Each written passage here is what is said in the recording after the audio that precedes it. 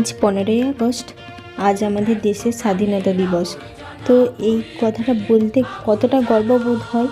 তো আজকের দিনে আমাদের দেশ স্বাধীন হয়েছিল, কিন্তু আমাদের দেশ স্বাধীন হয়েছে, কিন্তু এই নারী জাতি কি স্বাধীন হয়েছে?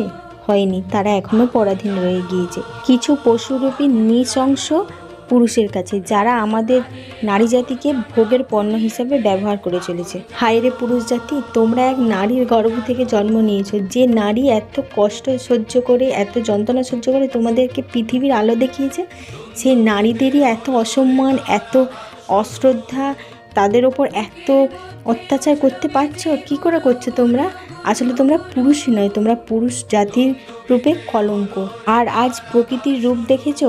আজ স্বাধীনতা দিবস, প্রকৃতি কত সাজে সেজে উঠে, কত বীর শহীদরা তাদের রক্ত ঝরিয়ে আমাদের দেশ স্বাধীন করেছিলেন। কিন্তু না, আজ প্রকৃতি মাতাও, আজ ভারত মাতাও আজ বিষণ্ণ হয়ে রয়েছেন, কারণ তার কোলের সমস্ত কন্যা সন্তান আজ নির্যাতিতা, আজ অত্যাচারিতা। তো আজ ভারত মাতা মেনে নিতে পারছেন না এই কষ্টটা।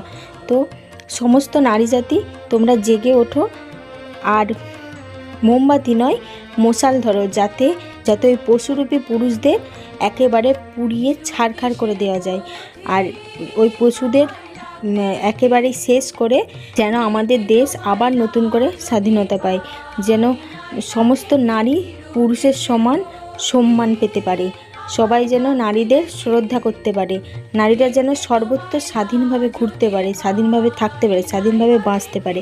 আমরা শুধু এইরকম একটা সমাজ চাই, এরকম একটা স্বাধীন দেশ চাই। আমরা এর বিচার চাই, শাস্তি চাই, আর আমরা আমাদের নিরাপত্তা চাই, যাতে আমরাও পুরুষদের মতো স্বাধীনভাবে সব জায়গায় ঘুরতে পারি। আমাদের কেন স্বাধীনতা দেওয়া হবে না? কেন এখনও আমাদেরকে পায়ের তলায় পিষে মারা হবে? কেন?